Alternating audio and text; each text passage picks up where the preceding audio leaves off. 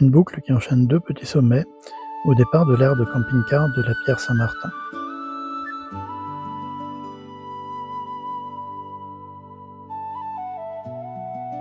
Après le petit déjeuner, nous quittons l'aire de camping-car où nous sommes seuls en cette saison. Nous quittons la station en empruntant le GR10.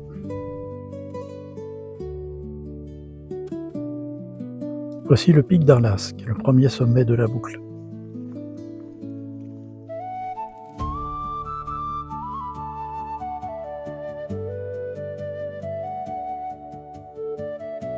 L'hibernage est terminé pour les marmottes.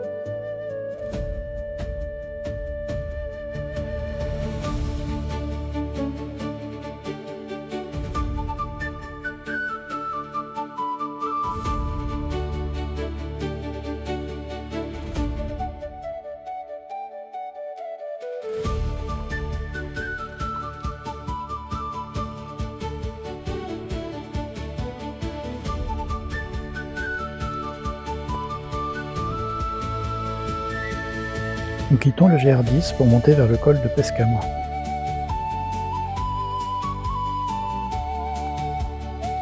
Le pic d'Ani domine les Lapiaz.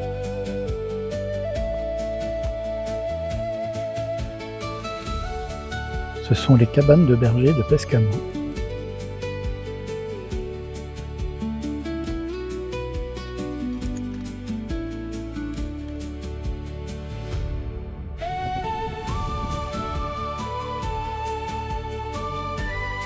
Nous nous installons en surplomb du col pour y déjeuner. En face de nous, c'est le pic d'Arlas.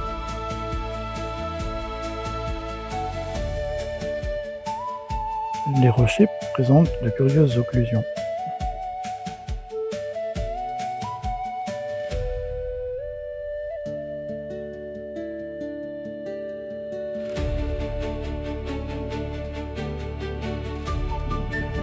Après le déjeuner, je me mets en route vers le sommet du pic d'Arlas.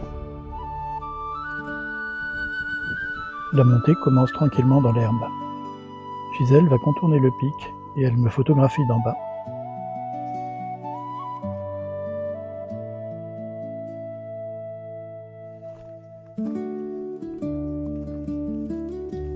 À l'approche du sommet, on arrive sur un petit passage en escalier.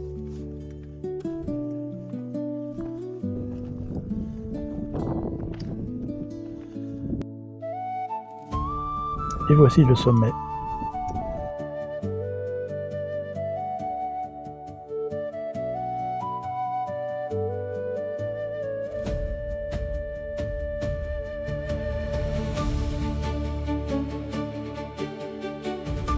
En bas, je vois Gisèle sur le sentier.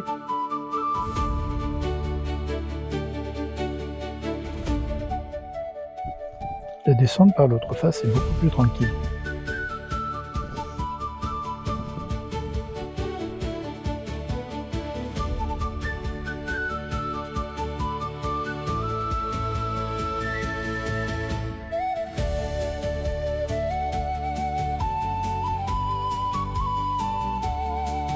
Je rejoins Gisèle et nous nous dirigeons vers le col de la Pierre-Saint-Martin.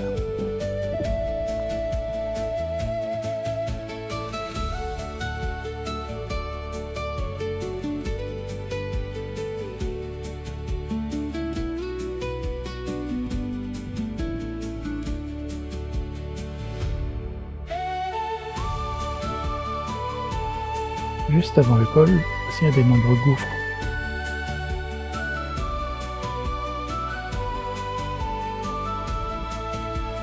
Et après avoir traversé la route, c'est le gouffre Ferten.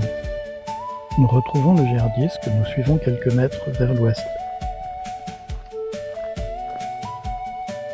Nous le quittons pour monter à travers les herbages jusqu'au Soum de Lèche.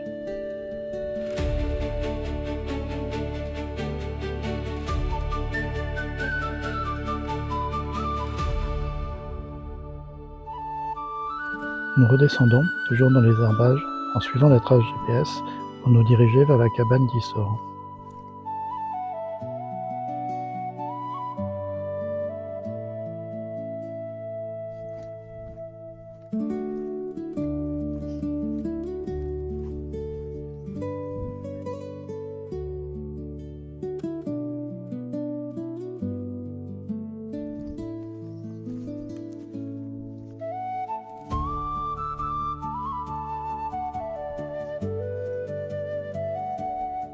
À la cabane d'Issor, nous suivons la route, il n'y a pas beaucoup de circulation aujourd'hui, pour rejoindre l'aire de camping-car.